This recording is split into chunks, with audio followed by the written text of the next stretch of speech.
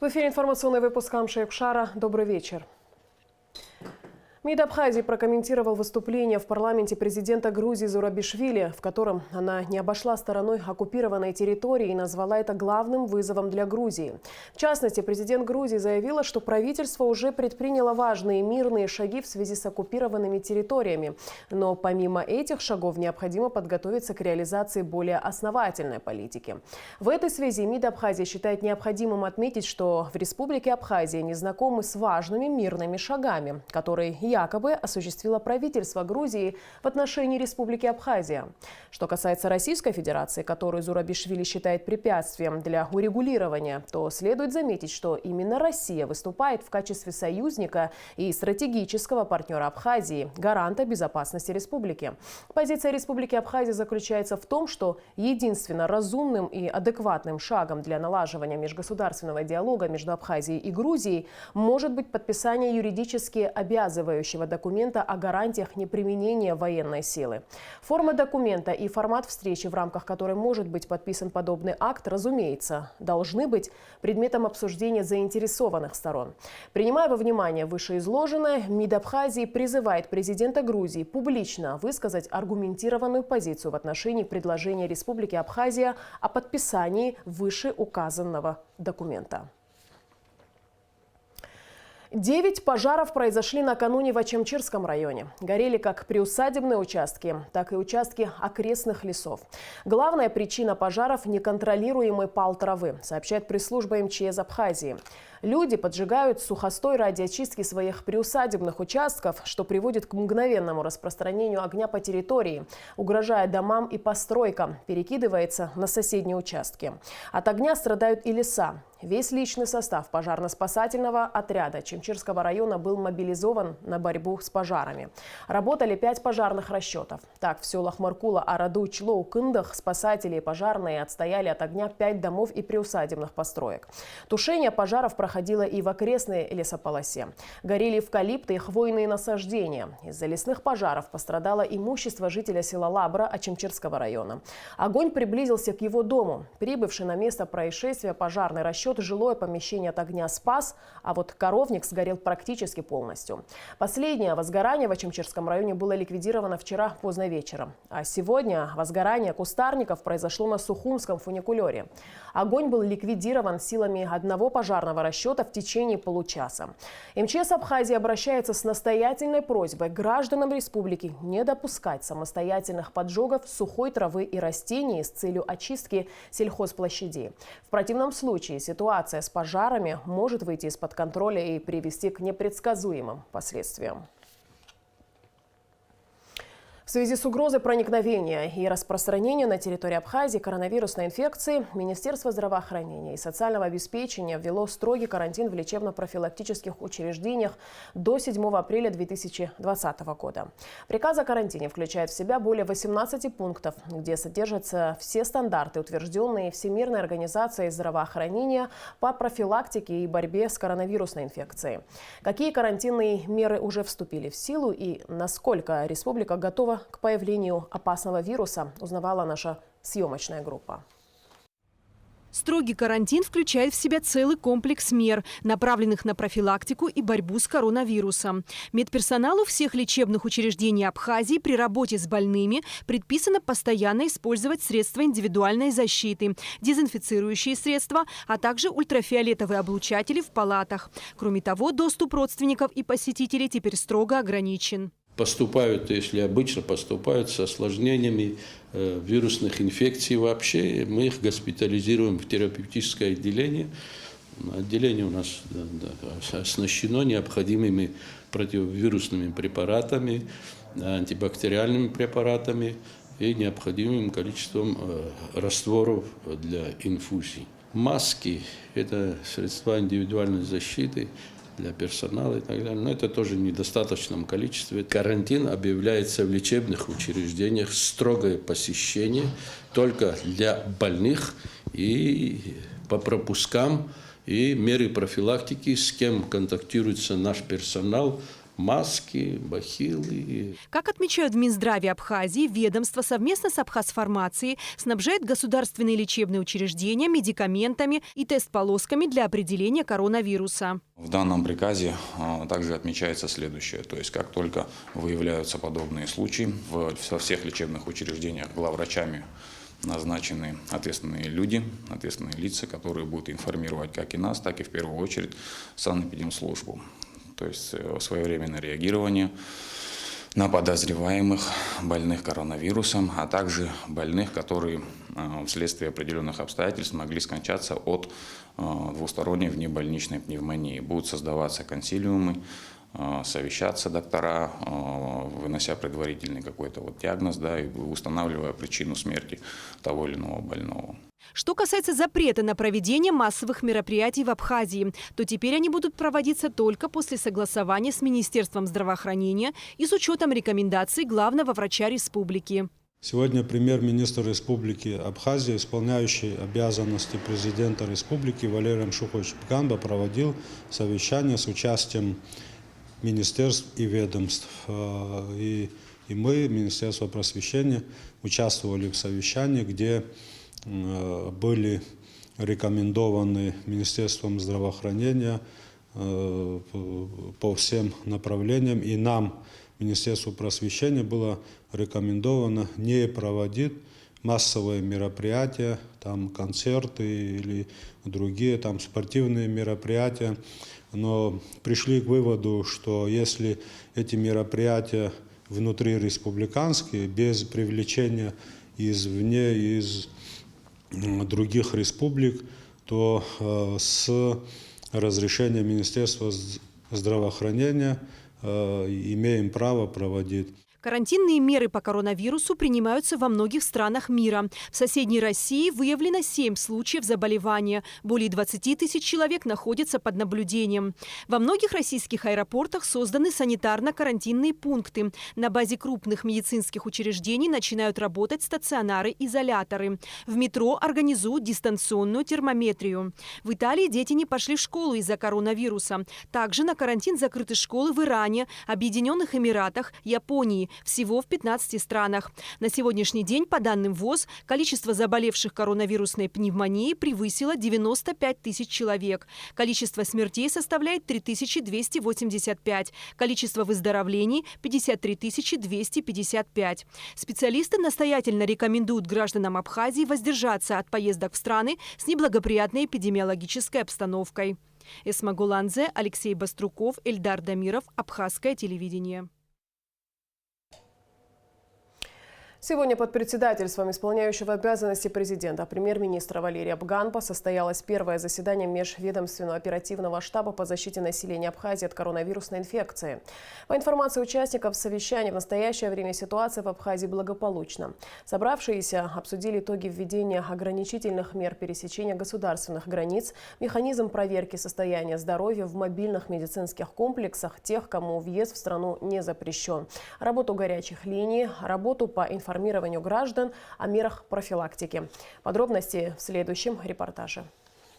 По словам главного санитарного врача страны Людмилы Скорик, при подозрении на коронавирусную инфекцию разработан механизм доставки биоматериала пациента для диагностики в Ставропольский научно-исследовательский противочумный институт. Помимо прочего, большое внимание уделяется пациентам с пневмонией, проводится дополнительное изучение их клинических данных. В Абхазии пока не зарегистрировано ни одного случая заражения инфекцией. Министерством здравоохранения те меры, те приказы, которые сейчас приняты, разосланы в лечебно-профилактические учреждения. Работает горячая линия, работают наши инфекционисты. То есть все вопросы снимаются вот в таком режиме онлайн. То есть никому не отказывается ни в помощи, ни в вопросах, ни в санпросветработе. подготовлены уже листки профилактики, как защититься, что эта инфекция не возникает сама по себе.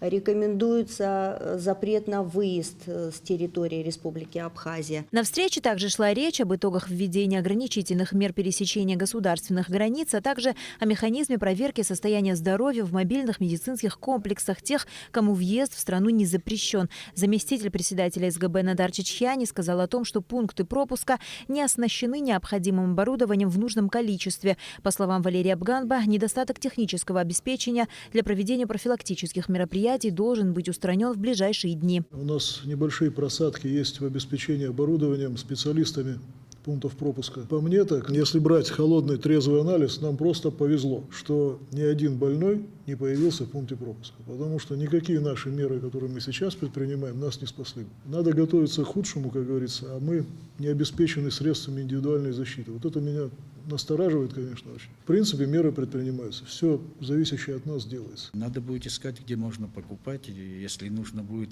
разрешение на провоз, будем связываться, чтобы нам дали официальное разрешение на провоз. Но правильно все говорят, те, кто имеет первичный контакт, они должны быть защищены. Поэтому нам надо искать, где бы это ни было, индивидуальные средства защиты вот для пограничников, для работников, для всех тех, кто в первую очередь сталкивается с людьми. Министр здравоохранения и соцобеспечения Томас Сахнакия рассказал, что за дни работы межведомственной рабочей группы, а теперь штаба, была проведена консультативная работа с коллегами из России. Он также сообщил, что сотрудники лечебных учреждений ознакомлены с алгоритмом действий в случае подозрения у больного коронавирусной инфекции. Медперсоналу проведен инструктаж согласно протоколу ведения инфицированных больных. Я связывался с Вероникой Игоревной Скворцовой, руководителем ФМБА России. Они нам окажут дополнительную, помощь именно врачами, специалистами, которые нам сейчас в первую очередь нужны. Это инфекционисты, детские инфекционисты и реаниматологи. Для того, чтобы максимально обеспечить инфекционную больницу и на случай необходимости развертывания госпиталя на базе противотуберкулезного диспансера, где мы развернем дополнительные койки на случай, если это будет необходимо. Ни в коем случае здесь никаких таких не должно быть панических настроений и поведений, как у медицинского персонала, так и у граждан в целом. Все должно проходить в четком соответствии с действующими инструкциями. Валерий Бганба обратил внимание представителей МВД на необходимость усиления работы участковых отделений милиции. Поручил штабу рекомендовать организациям не проводить массовые мероприятия. По поручению Бганба штабом будет издано решение, согласно которому в период усиленных мер по предотвращению проникновения в Абхазию коронавирусной инфекции ведомства должны будут согласовывать со штабом план общественных мероприятий. Нала Кови, Степан Мартиросян, Абхазское телевидение. Напоминаем, что в Абхазии работает круглосуточная горячая телефонная линия по профилактике и противодействию распространения коронавирусной инфекции. Вы можете позвонить в любое время дня и ночи по телефонам 226 44 52 и 226 49 55 и получить консультацию специалиста по любым вопросам, связанным с инфекцией коронавируса. Уже пятый день на площади Свободы в Сухуми проходит бессрочная акция активистов, выступающих за принятие 20-й статьи Конвенции ООН. Иван Ачба, Асида Кортуа и Джансух Адлиба отказываются принимать пищу, пока не будут удовлетворены их требования. Участников акции, активистов движения за принятие антикоррупционных законов и депутатов парламента сегодня пригласили в Общественную палату, чтобы обсудить пути выхода из сложившейся ситуации. Подробности в репортаже Саида Барганджая. Уже пятый день на площади Свободы в Сухуми проходит бессрочная акция активистов, выступающих за принятие 20-й статьи Конвенции ООН. Иван Ачба, Асида Кортуа и Джансух Адлиба отказываются принимать пищу, пока не будут удовлетворены их требования. Участники акции активистов движения за принятие антикоррупционных законов и депутатов парламента сегодня пригласили в Общественную палату. Члены Общественной палаты предложили участникам бессрочной акции прекратить голодовку и начать обсуждение решения вопроса за столом переговоров. Секретарь организации Гули Кичба отметила, что члены палаты поддерживают активистов. Она напомнила, что вопрос принятия 20-й статьи Конвенции ООН по противодействию коррупции ими неоднократно обсуждался, а выводы и предложения были направлены в парламент. На встрече было отмечено, что сегодня главная задача общественности – это забота о здоровье голодающих Ивана Ачба, Сиды Кортуа и Джансу Хананба. Гули Кичба рассказала и о том, что на эту встречу были приглашены депутаты Народного собрания. В итоге пришла только Натали Смар. Члены Общественной палаты призвали участников акции прекратить голодовку и перенести акцию с площади Свободы в здание палаты. Участники акции отметили, что готовы сесть за стол переговоров, однако прекращать голодовку отказались. Расширенный репортаж со встречи участников голодовки с членами Общественной палаты смотрите после информационного выпуска. По поручению Министерства здравоохранения и социального обеспечения республиканская станция скорой помощи ведет постоянный мониторинг состояния здоровья Ивана Ачба, Асиды Кортуа и Джансуха Адлиба, которые продолжают акцию голодовки. Выездная бригада станции скорой помощи оказывает всю необходимую помощь участникам акции с первого дня ее проведения. Медики отмечают, что состояние голодающих характеризуется на данный момент как удовлетворительное. В середине прошлого года в рамках программы развития ООН при финансовой поддержке Агентства США по международному развитию в Сухуми начал работать Центр бизнес-образования. С тех пор здесь проведено немало встреч, консультаций и образовательных бизнес-программ, направленных на поддержку молодых предпринимателей и развитие у них навыков ведения бизнеса. Тему продолжит Нала Кови. Центр предоставляет ряд образовательных бизнес-программ, мероприятий для развития профессиональных навыков, консультации с местными зарубежными экспертами, поддержка стартапов и молодых предпринимателей. Бизнес-центр основан с целью развития экономических возможностей молодежи Абхазии посредством предоставления базовых основ, необходимых для воплощения многообещающих бизнес-идей в проекты малого и среднего бизнеса.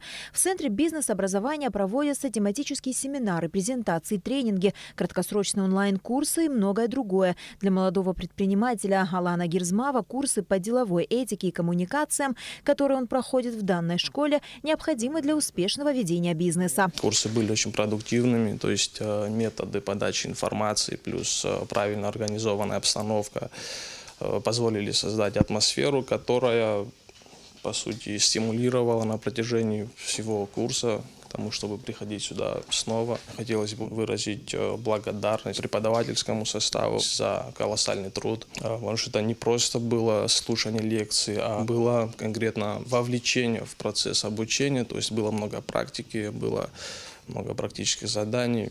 В целом было все довольно-таки интересно. Провести интересные лекции в Центре бизнес-образования нередко приглашаются специалисты и эксперты, которые делятся со слушателями своим опытом в сфере ведения бизнеса. Вопросы делового этикета, тайм-менеджмент, искусство публичного выступления, презентации и много практических занятий. Знания в этих направлениях можно получить на курсе «Деловая этика и коммуникации». В рамках каждого занятия, которое проходит в интерактивном режиме, студенты также, помимо теоретической части, проводят практическую работу. То есть они участвуют в разрешении реальных ситуаций из реального опыта реальных предприятий. Просматривают тематические ролики на заданную тему, принимают участие в их обсуждении, активно высказывают свое мнение, обсуждают деловые статьи, участвуют в деловых играх. В конце каждого занятия им дополнительно предоставляется перечень литературы для закрепления и расширения изучаемого материала. Таким образом, данный курс нацелен на то, чтобы привить слушателям навыки и умения эффективного ведения бизнеса в современных условиях. В Центре бизнес-образования проходят краткосрочные экспресс-курсы по разным направлениям: бухгалтерия, основы бухгалтерского учета и аудита, деловой английский. Для их ведения привлекаются не только местные, но и зарубежные специалисты. Несомненно, данный центр способствует развитию качественной бизнес-среды и кадрового потенциала Абхазии, способствует экономическому росту и развитию инновационных идей в бизнес-среде. Мы в самое ближайшее время сейчас занимаемся разработкой модульной программы обучения. Это программа, куда войдут основные блоки компетенций и навыков в сфере предпринимательской деятельности. Ну, такие вещи, как финансы, маркетинг, менеджмент, налоги, право, коммуникации. Ну, почти все, что нужно для работы. Мы планируем набрать несколько учебных групп. То есть у нас будут условно начинающие предприниматели, продвинутые предприниматели. А также мы планируем сделать тренинг для тренеров, чтобы потом в будущем наши слушатели могли сами проводить подобного рода программы. В центре имеется библиотека русскоязычной и англоязычной литературы по тематическим направлениям: инвестирование, экономика, финансы, а также другие направления по созданию, ведению и развитию бизнеса. Открытие центра осуществлено программой развития ООН при финансовой поддержке Агентства США по международному развитию. Центр открыт для студентов, выпускников, начинающих и опытных предпринимателей, готовых приобрести и развивать навыки и знания для создания и ведения собственного бизнеса в Абхазии. Информацию о тренингах и программах можно найти на официальных страничках центра в социальных сетях Facebook и Instagram. Наала Кови, Алексей Баструков, Абхазское телевидение. Профессорско-преподавательский состав АГУ продолжает проводить профориентационные беседы с выпускниками школ республики. На этот раз состоялась встреча с абитуриентами Ткварчалского района. По приказу ректора Абхазского государственного университета традиционно каждый год профессорско-преподавательский состав АГУ проводит встречи с абитуриентами во всех районах страны. Целью данных встреч является выявление талантливой молодежи и помощи им в выборе будущей профессии. Чтобы получить более подробную информацию об образовании и о том, как поступить в АГУ, в зале 5-й школы имени Кирчала Чичхалия собрались выпускники со всего Ткварчалского района. В 2020 году Абхазский государственный университет будет осуществлять прием абитуриентов по 30 направлениям подготовки и специальностям, охватывающим широкий спектр педагогических, сельскохозяйственных, инженерных, экономических и управленческих специальностей, а также направлений искусств. Перечень абсолютно всех направлений подготовки и специальностей, контрольные цифры приема, структура и порядок подачи документов в Абхазский государственный университет для поступления на первый курс на программу бакалавриата и специалитета размещен на официальном сайте Абхазского государственного университета. Стоит отметить, что на встрече с абитуриентами присутствуют деканы и преподаватели всех факультетов Абхазского госуниверситета и специалисты, которые непосредственно занимаются составлением вопросов для вступительных экзаменов. Преподаватели и заведующие кафедрами АГУ подробно рассказали выпускникам о возможностях, которые предоставляют те или иные факультеты. Я рада вас приветствовать в моем родном городе. Я тоже выпускник Ткварчальской 6-й средней школы, которая, к сожалению, сейчас не функционирует из-за сложившихся обстоятельств и из-за прошедшей войны. Я сегодня представляю филологический факультет, в частности, отделение немецкого языка. Я призываю поступить к нам на немецкое отделение. Очень хорошее отделение, мы даем хорошие знания. Наши выпускники и студенты нашего отделения проходят практику не только в Абхазии, в школах, средних школах. Они также имеют возможность выезжать и в Германию. После официальной части встречи выпускники могли задать педагогам интересующие их вопросы. Кроме того, им была роздана методическая литература. Потенциальные абитуриенты также имели возможность ознакомиться с примерными вопросами вступительным испытаниям. Как будет в прошедшем времени? Значит уже? Нет. Хэз – это третье лицо. Настоящее. В этом году в Ткварчалском районе около 130 выпускников, большинство из которых собирается поступать в Абхазский государственный университет. Дмитрий Кватаня приехал из села Чхортал. Он давно мечтал стать программистом, но после сегодняшней встречи понял, что хочет получить еще и диплом журналиста. У меня была с детства мечта поступить на программиста. Да. Ну, я в основном ходил в Россию по ID, но я решил поступать здесь, в наш родной Абхазский университет. Ну, после всего услышанного я решил, получив второй диплом, и решил поступить на журналиста. В этом году, в апреле месяце, на площадке Абхазского государственного университета вновь состоится Олимпиада «Путь к вершинам». Поиск талантливой молодежи и оказание им помощи в получении высшего образования – основные цели Олимпиады. Победители Олимпиады будут зачислены в АГУ без вступительных экзаменов на бесплатной основе. Следующая встреча профессорско-преподавательского состава АГУ состоится с абитуриентами Ачамчирского района. Сегодня в день рождения выдающегося абхазского и русского писателя, классика мировой литературы Фазилия Искандера в Кабардино-Балкарской региональной общественной организации Институт культурного наследия и развития состоялся показ заключительной части документальной трилогии «День жизни» или «Фазиль Искандер» режиссера Ибрагима Чкадуа. А также открылась фотовыставка «Фазиль и его окрестности», на которой представлены документальные фотографии писателя и его окружения из домашнего архива Фазиля Абдуловича. Мероприятие было организовано Министерством культуры Республики Абхазия, Международным фондом культуры Фазиля Искандера и арт-центром Мадина Саралп по инициативе Института культурного наследия и развития. В преддверии Международного женского дня 8 марта в Министерстве обороны состоялось торжественное собрание, главными героями которого стали женщины, посвятившие свою жизнь служению Родине. В честь праздника женщинам-военнослужащим были вручены грамоты и денежные вознаграждения. Репортаж Гугут Савардания. Служу в Республике Абхазия.